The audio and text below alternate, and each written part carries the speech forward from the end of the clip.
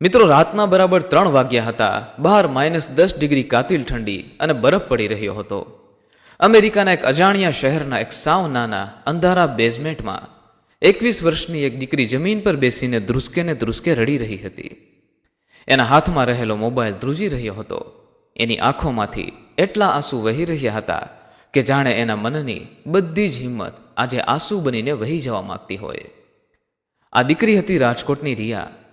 એને સમજાતું ન હતું કે હવે એ ક્યાં જાય, કોને કહે. એને પોતાનો જીવ આપી દેવાના વિચારો પણ આવી રહ્યા હતા.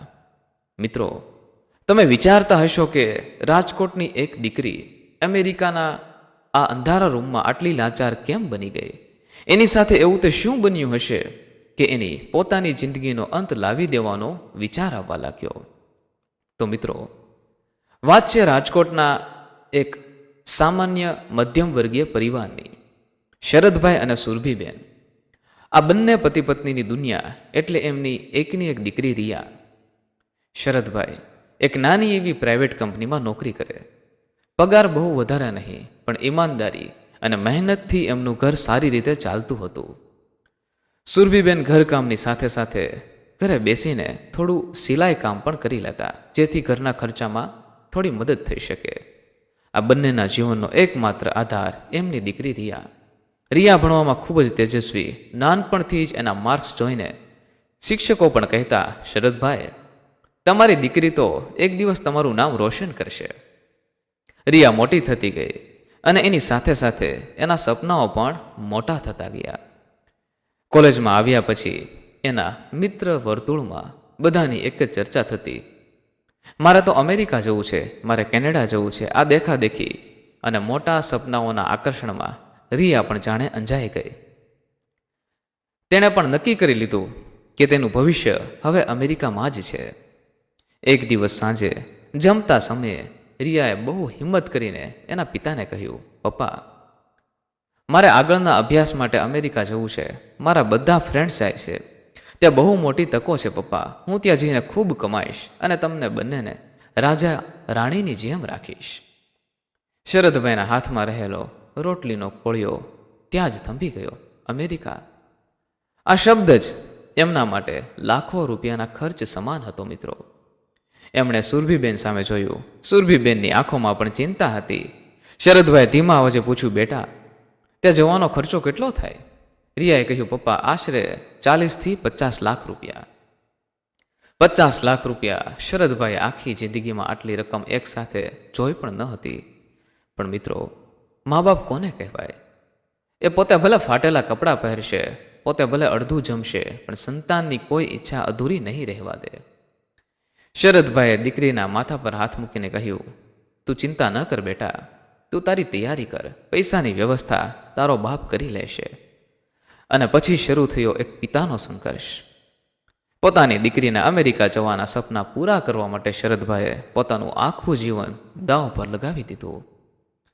પોતાની જે કંઈ પણ થોડી ઘણી પણ બચત હતી એ બધી કાઢી. સુરભીબેને પોતાના લગ્નના ઘરેણાં, જે એમણે વર્ષોથી સાચવી રાખ્યા હતા, એ હસતા મુખે વેચી દીધા. અને બાકીના પૈસા માટે શરદભાઈએ પોતાનું એકમાત્ર આશરો, પોતાનું ઘર બેંકમાં ગીરવે મૂક્યું. વિચાર કરો મિત્રો, એ પિતાની છાતી કેટલી મજબૂત હશે, જેણે પોતાની દીકરીના સપના માટે પોતાના માથા પરથી છતનું જોખમ પણ ખેડી લીધું. રિયાની ફાઇલ મુકાય, વિઝા આવી ગયા. ઘરમાં ખુશીનો માહોલ હતો. સગા સંબંધીઓ કહેતા હતા, વાહ શરદભાઈ, તમારી દીકરી તો અમેરિકા જાય છે, હવે તો તમારા લીલા લહેર છે. પણ કોઈ એ નહોતું જાણતું કે આ પાછળ આ મા બાપે કેટલું મોટું દેવું કર્યું છે. અમદાવાદ એરપોર્ટ પર જ્યારે રિયાને વિદાય આપવાની હતી, ત્યારે શરદભાઈ ધ્રુસકે ને ધ્રુસકે રડી પડ્યા. એમણે માત્ર એટલું જ કહ્યું, બેટા, ધ્યાન રાખજે તારું, અને હા, ક્યારે કોઈ તકલીફ પડે તો યાદ રાખજે કે તારો બાપ હજુ અહીં બેઠો છે. રિયા પણ રડતી રડતી પ્લેનમાં બેઠી. એની આંખોમાં અમેરિકાના રંગીન સપના હતા. પણ મિત્રો, દૂરથી ડુંગર રળિયામણા લાગે છે. આપણે સોશિયલ મીડિયા પર અમેરિકાના જે ફોટા જોઈએ છીએ, વાસ્તવિકતા એનાથી બહુ જ અલગ હોય છે. રિયા અમેરિકા પહોંચી. શરૂઆતના થોડા દિવસો બધું નવું અને સારું લાગ્યું. પણ પછી શરૂ થઈ અસલી જિંદગીની લડાઈ. અમેરિકાની કાતિલ ઠંડી, અને એમાં પણ કોલેજની ફી અને પોતાનો ખર્ચ કાઢવા માટે રિયાએ પાર્ટ ટાઈમ જોબ શરૂ કરવી પડી. રાજકોટમાં જે દીકરીને એની માએ ક્યારેય પાણીનો ગ્લાસ પણ જાતે ભરીને નહોતો પીવા દીધો, એ દીકરી આજે અમેરિકાના એક ગેસ સ્ટેશન પર રાતના 11 વાગ્યાથી સવારના 7 વાગ્યા સુધીની શિફ્ટમાં કામ કરવા લાગી. આખી રાત ઊભા રહેવાનું, ગ્રાહકોની વાતો સાંભળવાની અને સવારે પાછું કોલેજ જવાનું. રિયા શારીરિક રીતે થાકવા લાગી હતી. એને ભણવાનો સમય જ નહોતો મળતો મિત્રો. રાત્રે નોકરી અને દિવસે કોલેજ. ઊંઘ પૂરી ન થાય, જમવાના કોઈ ઠેકાણા નહીં. ઘણી વાર તો દિવસો સુધી માત્ર મેગી કે બ્રેડ ખાય ને ચલાવી લેતી. પણ એનાથી પણ મોટી તકલીફ હતી માનસિક તાણ. અહીંયા એ સાવ એકલી હતી. કોઈની સાથે મનની વાત કરી શકે એવું ન હતું. જ્યારે પણ ઘરે ફોન કરે ત્યારે સુરભીબેન પૂછે, બેટા કેમ છે, જમી લીધું? ત્યારે રિયા પોતાના આંસુ છુપાવીને હસતા અવાજે કહેતી, હા મમ્મી, અહીંયા બધું બહુ મસ્ત છે, હું બહુ ખુશ છું. પણ અંદરથી એ તૂટી રહી હતી. 1 વર્ષ વીતી ગયું. રિયાનું પરિણામ ખરાબ આવ્યું, કારણ કે નોકરીના થાકને લીધે ભણવામાં ધ્યાન આપી નહોતી શકતી. બીજી બાજુ ઇન્ડિયામાં શરદભાઈ દર મહિને બેંકના હપ્તા ભરવા માટે કાળી મજૂરી કરી રહ્યા હતા. રિયાને ખબર હતી કે એના પિતા કેટલી તકલીફમાં છે. એ વિચારતી કે જો હું અહીંયાથી પૈસા નહીં મોકલું તો મારા પિતાનું ઘર છીનવાઈ જશે. આ ડર એને અંદરને અંદર કોરી ખાતો હતો. તમે વિચારો એ પરિસ્થિતિ મિત્રો. એક યુવાન દીકરી પારકા દેશમાં, માથા પર લાખોનું દેવું, કોલેજમાં ખરાબ રિઝલ્ટ અને સતત કામનો થાક. રિયા ડિપ્રેશનમાં જવા લાગી. એને સમજાતું નહોતું કે શું કરે. એક દિવસ ગેસ સ્ટેશન પર કોઈ કારણસર મેનેજરની સાથે એની બોલાચાલી થઈ ગઈ અને મેનેજરે એને નોકરીમાંથી કાઢી મૂકી. આ રિયા માટે સૌથી મોટો ફટકો હતો. આવતા મહિને એણે ઘરનું ભાડું આપવાનું હતું, કોલેજની ફી ભરવાની હતી. એની પાસે $1 પણ બચ્યો ન હતો. બહાર -ડિગ્રી ઠંડી હતી અને રિયા પોતાના નાના એવા રૂમમાં હીટર ચાલુ કર્યા વિના ધ્રુજતી બેઠી હતી. કારણ કે હીટર ચાલુ કરે તો લાઇટ બિલ વધારે આવે અને ભરવાના પૈસા એની પાસે ન હતા. એ રાત્રે રિયા ખૂબ રડી. એને પોતાની જાત પર નફરત થવા લાગી. એને લાગ્યું કે એણે પોતાના મા બાપના સપના રોળી નાખ્યા છે. એમના 50 લાખ રૂપિયા પાણીમાં ગયા. હવે જો એ ઇન્ડિયા પાછી જશે તો સમાજને શું કહેશે, શું મોઢું બતાવશે? રાજકોટના લોકો મેણા મારશે કે અમેરિકા ગઈ હતી પણ કંઈ ઉકાળી ન શકી ને પાછી આવી ગઈ. અને એના પિતા લોકોનો સામનો કેવી રીતે કરશે? બેંકનું દેવું કેવી રીતે ચૂકવશે? મિત્રો, આ એ સમય હતો જ્યારે એક દીકરીને લાગ્યું કે હવે એની પાસે કોઈ રસ્તો બચ્યો નથી. એને લાગ્યું કે એના મા બાપના દુઃખનું કારણ એ પોતે જ છે. આવી પરિસ્થિતિમાં ઘણા યુવાનો હિંમત હારી જતા હોય છે, ખોટા રસ્તે ચડી જતા હોય છે. રિયા પણ સાવ તૂટી ગઈ હતી. એના મનમાં નેગેટિવ વિચારો આવવા લાગ્યા હતા. એને થયું કે આ જિંદગી ખતમ કરી દઉં તો બધા જ પ્રશ્નો સોલ્વ થઈ જશે. પણ પછી એને એના પિતાનો એ ચહેરો યાદ આવ્યો, જે એરપોર્ટ પર રડતો ચહેરો હતો. એને યાદ આવ્યું કે જ્યારે એ બીમાર પડતી ત્યારે એની માં આખી રાત જાગતી. એણે પોતાનો ફોન લીધો. ઇન્ડિયામાં ત્યારે સવારના 4 વાગ્યા હતા. એણે શરદભાઈને વિડીયો કોલ કર્યો. ફોનની રિંગ વાગી. શરદભાઈ તો જાણે દીકરીના ફોનની જ રાહ જોતા હોય એમ તરત જ હુફાળા જાગી ગયા અને ફોન ઉપાડ્યો. વિડીયો કોલમાં દીકરીનો ચહેરો જોતા જ શરદભાઈના હોશ ઉડી ગયા. રિયાની આંખો સોજી ગઈ હતી, ચહેરો પડી ગયો હતો, એ ધ્રુજી રહી હતી. શું થયું મારી દીકરી? બેટા કેમ રડે છે? શરદભાઈનો અવાજ કાપી રહ્યો હતો. રિયાથી હવે રહેવાયું નહીં. એ ફોન સામે પોક મૂકીને રડી પડી. પપ્પા, મને માફ કરી દો પપ્પા, હું હારી ગઈ છું. મારાથી હવે અહીં રહેવાતું નથી. હું તમારા સપના પૂરા ન કરી શકી. મારી નોકરી જતી રહી છે. હું ભણી પણ નથી શકતી. મને અહીંયાથી લઈ જાઓ પપ્પા. હું તમારું દેવું નહીં ચૂકવી શકું. મિત્રો, જરા કલ્પના કરો એ પિતાની હાલત પર, જેણે પોતાની જિંદગીની તમામ કમાણી, પોતાનું ઘર, પોતાની આબરૂ બધું જ દીકરી પર લગાવ્યું હતું. અને આજે દીકરી સામેથી એમ કહે છે કે હું નિષ્ફળ ગઈ છું. સામાન્ય રીતે કોઈ પણ મા બાપ કદાચ ગુસ્સો કરે, ઠપકો આપે કે અમે તારા પાછળ 50 લાખ બગાડ્યા અને તું આમ કહે છે. પણ ના, શરદભાઈએ જે જવાબ આપ્યો એ જવાબ આજના દરેક માતા પિતાએ પોતાના હૃદયમાં કોતરી રાખવા જેવો છે મિત્રો. શરદભાઈએ રડતા રડતા પણ એકદમ મક્કમ અવાજે કહ્યું, ચૂપ થઈ જા ગાંડી, મારી દીકરી ક્યારે ન હારે. અરે કોણે કહ્યું તને કે મારી પાસે દેવું કે તારે મારું દેવું ચૂકવવું છે? મેં તને અમેરિકા ડોલર કમાવા નહોતી મોકલી, મેં તને મારી ખુશી માટે મોકલી હતી. જો તું જ ત્યાં ખુશ નથી તો મારે એ અમેરિકાનું કામ શું છે? તું અત્યારે ને અત્યારે ટિકિટ કરાવ અને પાછી આવી જા મારી પાસે. રિયા રડતા રડતા બોલી, પણ પપ્પા, ઘર, બેંકની લોન, લોકો શું કહેશે? બધા વાતો કરશે પપ્પા. શરદભાઈ હસીને કહ્યું, અરે લોકો તો પારકા છે બેટા, મારી મૂડી તો તું છે. ઘર તો હું ભાડાના મકાનમાં પણ રહી લઈશ અને લોન તો હું મજૂરી કરીને ભરી દઈશ, પણ જો મારી દીકરીને કંઈ થયું ને તો હું જીવતો નહીં બચું. તું લોકોની ચિંતા છોડ બેટા, તારો બાપ હજુ જીવે છે. તું બસ પહેલી ફ્લાઇટ પકડીને મારા ઘરે આવતી રહે. તું આવી જઈશ એટલે બધું જ સરખું થઈ જશે બેટા. આ શબ્દોમાં એવી તાકાત હતી મિત્રો કે રિયાની અંદર જે નિરાશાનું અંધારું હતું ને એ એક જ પળમાં જાણે ગાયબ થઈ ગયું. એને રિયલ લાઈફનું સાચું મૂલ્ય સમજાયું. એને સમજાયું કે દુનિયાની કોઈ પણ ડિગ્રી, કોઈ પણ ડોલર કે કોઈ પણ અમેરિકા એના મા બાપના પ્રેમ કરતાં મોટા નથી. એને લાગ્યું કે હા, હું મારી માના ખોળામાં માથું મૂકીશ એટલે મારો બધો થાક ઉતરી જશે. રિયાએ તરત જ પોતાની બચેલી થોડી વસ્તુઓ પેક કરી મિત્રો પાસેથી થોડા પૈસા ઉછીના લીધા, ઇન્ડિયાની ટિકિટ કરાવી અને એ રાજકોટ આવવા માટે નીકળી ગઈ.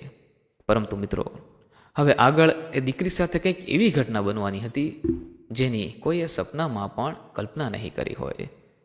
તો વહાલા મિત્રો, આગળની ઘટનામાં શું બને છે તેની વાત કરીશું. તેના પહેલાં જે પણ મિત્રો આપણો રેગ્યુલર વિડીયો નિહાળી રહ્યા છે અને રેગ્યુલર આપણી ચેનલ સાથે જોડાયેલા છે અને વિડીયોમાં કોમેન્ટ કરી રહ્યા છે તે લોકોના નામ અમે આનંદ સાથે અહીં ઉલ્લેખ કરવા માગીએ છીએ. તે લોકોના નામ આ પ્રમાણે છે: સુરતથી ભાવિકાબેન સોહેલિયા, રચનાબેન મોરી, જાગૃતિબેન કાનપરિયા, મુંબઈ મુલુંડથી મયુરભાઈ રાઠોડ, યુકેથી ભાનુબેન પટણી, જલંધરા વિલાસબેન સુરતથી, રાજકોટથી ભીખાભાઈ, ગાંધીનગરથી અરુણાબા ઝાલા, રાજકોટથી વિંતુબેન, અસલમ ખાન અમદાવાદથી, ઘનશ્યામભાઈ મેર, સુધાબેન ડગલી, સુરતથી ટીનાબેન સોલંકી, એસકે ગલથરિયા, મોરબીથી રાકેશભાઈ પટેલ, વિજયભાઈ વસાવા, નાથાભાઈ કેશવાલા, ફરંગટાથી ગોરડ અશોકભાઈ. આ સિવાય પણ ઘણા બધા વહાલા મિત્રો આપણી આ ચેનલ સાથે જોડાયેલા છે, પરંતુ સમયના અભાવે દરેક નામનો ઉલ્લેખ કરવો શક્ય હોતો નથી. મિત્રો ખાસ નવા મિત્રોને જણાવવાનું ને ગુજરાતી વોઇસ પરથી આવેલા મિત્રોને પણ જણાવવાનું કે આ આપણી નવી ચેનલ છે, તો આ ચેનલને જરૂરથી સબસ્ક્રાઈબ કરી દેજો મિત્રો. અને ખાસ દરેક મિત્રોને જણાવવાનું કે તમે પણ તમારા નામનો ઉલ્લેખ અમારા વિડીયોમાં કરાવી શકો છો, ખાસ કરીને નવા મિત્રો. તેના માટે કોમેન્ટ બોક્સમાં સરસ મજાની કોમેન્ટની સાથે આપનું નામ જરૂરથી લખો, જેથી આવતા એપિસોડમાં અમે તમારા નામનો પણ ઉલ્લેખ કરી શકીએ. અને અહીં મિત્રો ખાસ એ નોંધ લેજો કે જો તમે આપણી આ ચેનલને સબસ્ક્રાઈબ કરેલી હશે અને આપણા વિડીયોને લાઇક કરેલો હશે, રેગ્યુલર તમે અમારી ચેનલના વિડીયો જોતા હશો, તો જ આપના નામનો ઉલ્લેખ થશે. તો ચાલો મિત્રો, હવે આગળની ઘટનામાં શું બન્યું તેની વાત કરી લઈએ. જ્યારે રિયા રાજકોટ પોતાના ઘરે પહોંચી ત્યારે દરવાજે ઊભેલા પોતાના મા બાપને જોઈને એ સીધી એમને ભેટી પડી. એ દિવસે ઘરમાં કોઈ કંઈ બોલ્યું નહીં, માત્ર આંસુ વહેતા હતા. પણ આ વખતે એ આંસુ નિરાશાના ન હતા, એ આંસુ એકબીજાને પાછા મેળવી લીધાના સંતોષના હતા. હવે શરૂ થયો સમાજનો અસલી ખેલ. રિયાના પાછા આવ્યા પછી આજુબાજુના લોકો, સગા સંબંધીઓ વાતો કરવા લાગ્યા. અરે શરદભાઈ, છોકરી કેમ પાછી આવી ગઈ? નક્કી ત્યાં કંઈક કાંડ કર્યું હશે. અરે 50 લાખનું પાણી કરી નાખ્યું આ છોકરીએ. હવે શરદભાઈ રસ્તા પર આવી જશે. રિયા આ બધું સાંભળીને રૂમમાં પૂરાઈ રહેતી, પણ શરદભાઈ એક મજબૂત દિવાલ બનીને પોતાની દીકરીની આગળ ઊભા રહ્યા. એમણે દરેક સગા સંબંધીને મોઢા પર જ કહી દીધું, મારી દીકરી પાછી આવી ગઈ છે, એમાં કોઈની પૂછવાની જરૂર નથી. એ મારી દીકરી છે, કોઈ બીજાના પૈસા નથી ડૂબાડ્યા એણે, મારા ડૂબાડ્યા છે ને, તો હું ખુશ છું. મહેરબાની કરીને મારી દીકરીને કોઈએ કંઈ પણ કહેવું નહીં. જ્યારે એક પિતા પોતાની દીકરી માટે આખી દુનિયા સામે ઢાલ બનીને ઊભો રહે ને, ત્યારે દીકરીમાં આખી દુનિયા જીતવાની તાકાત આવી જાય છે. મિત્રો, રિયાને હવે સમજાઈ ગયું હતું કે એણે પોતાના પિતાનું સન્માન પાછું લાવવું છે. એને અમેરિકામાં મળેલી નિષ્ફળતાએ એક બહુ મોટો પાઠ ભણાવ્યો હતો, સખત મહેનતનો. અમેરિકામાં જે રીતે એ રાત દિવસ જોયા વિના કામ કરતી હતી, એ જ મહેનત હવે એણે પોતાની ધરતી પર પોતાના મા બાપની છત્રછાયામાં કરવાની હતી. રિયાએ નક્કી કર્યું કે હવે ક્યાંય બહાર નહીં જાય. જે કરવાનું છે એ રાજકોટમાં જ રહીને કરવું છે. એણે ઇન્ટરનેટ પર રિસર્ચ કર્યું. એને સમજાયું કે ઇન્ડિયામાં ડિજિટલ માર્કેટિંગ અને ઓનલાઈન બિઝનેસનો સ્કોપ ખૂબ જ મોટો છે. અમેરિકામાં રહીને એણે ત્યાંની બજાર અને લોકોની માંગ વિશે થોડો ઘણો ખ્યાલ આવી ગયો હતો. એણે શરદભાઈ પાસે જઈને કહ્યું, પપ્પા, મને માત્ર એક લેપટોપ અને ઇન્ટરનેટ કનેક્શન લાવી આપો. હવે હું તમને બતાવીશ કે તમારી દીકરી શું કરી શકે છે. શરદભાઈએ કોઈ પણ સવાલ કર્યા વિના એને લેપટોપ લાવી આપ્યું. રિયાએ ઘરના એક નાના ખૂણામાં બેસીને પોતાનું કામ શરૂ કર્યું. એણે રાજકોટના સ્થાનિક ઉદ્યોગો, નાના વેપારીઓ અને હસ્તકળા બનાવતા કારીગરોનો સંપર્ક કર્યો.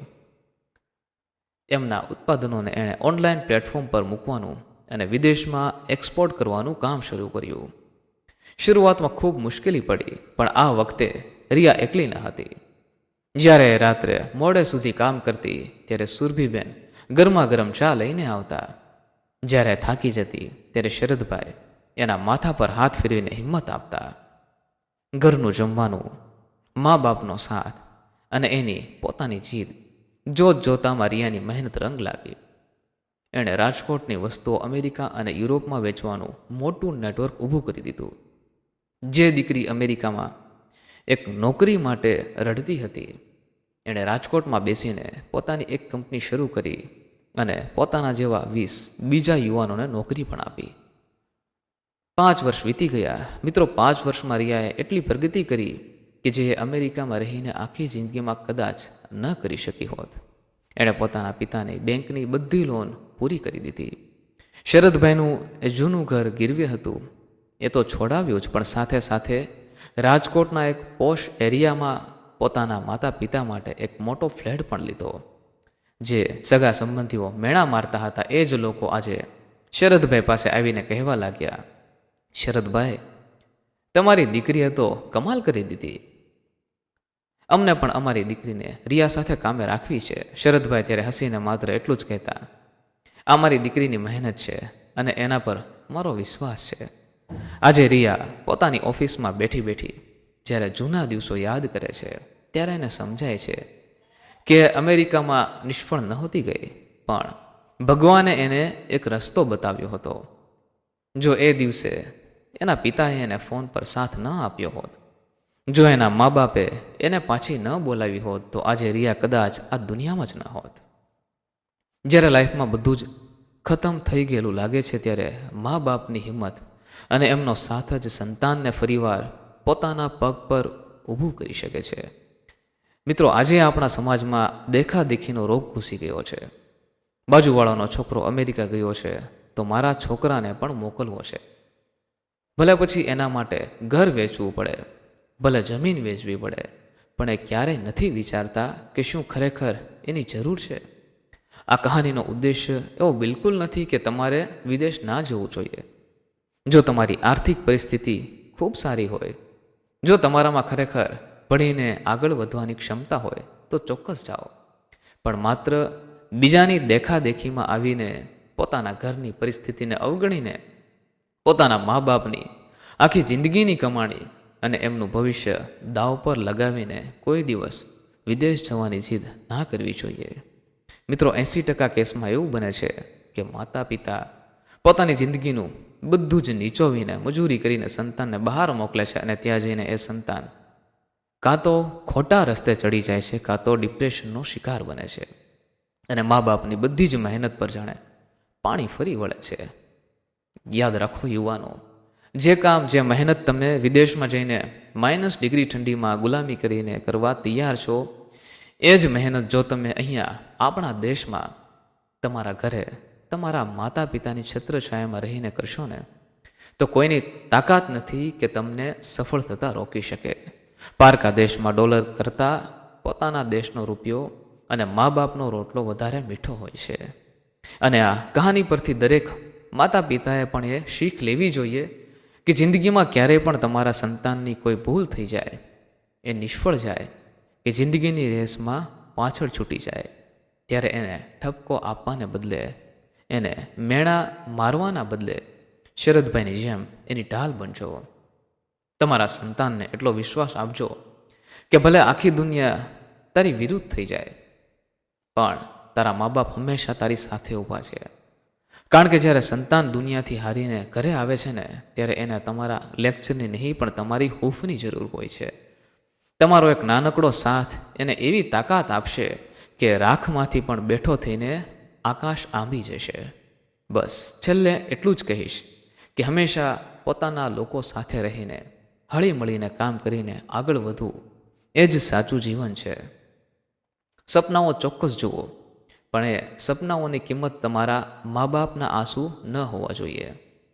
ઘરની પરિસ્થિતિ જુઓ, પોતાના પર વિશ્વાસ રાખો અને જિંદગીમાં એવા નિર્ણયો લો જેનાથી તમારા માતા પિતા ગર્વથી માથું ઊંચું રાખીને જીવી શકે, નહીં કે સમાજ સામે માથું ઝુકાવીને. વહાલા મિત્રો, જો આ કહાની તમને પસંદ આવી હોય તો એકવાર વિડીયોને લાઈક કરી કોમેન્ટ બોક્સમાં તમે કયા ગામથી આપણો આ વિડીયો નિહાળી રહ્યા છો તે પણ અમને જરૂરથી જણાવજો. અને આવી જ હૃદયસ્પર્શી કહાની સાંભળવા માટે આપણી આ ચેનલને સબસ્ક્રાઈબ કરવાનું ભૂલશો નહીં મિત્રો. આપની પાસે કોઈ કહાની હોય, કોઈ વાત તમે અમને રજૂ કરવા માગતા હોય તો વિડીયોના ડિસ્ક્રિપ્શન બોક્સમાં અમારી ચેનલનું ઈમેલ એડ્રેસ આપેલું છે, ત્યાં તમે અમને ઈમેલ પણ કરી શકો છો. જો અમને આપની કહાની પસંદ આવશે તો અમે જરૂરથી અમારી ચેનલ પર તેને રજૂ કરવાનો પ્રયાસ કરીશું. અને મિત્રો, આવી જ વધારે કહાની સાંભળવા માટે એકવાર આપણી ચેનલ પર જઈને તમે બાકીની કહાની પણ સાંભળી શકો છો. ફરી મળીશું મિત્રો કોઈ નવા એપિસોડ સાથે, કોઈ નવા વિડીયો સાથે. રજા આપશો. ખૂબ ખૂબ ધન્યવાદ. જય મા ગાત્રાળ, જય શ્રી કૃષ્ણ.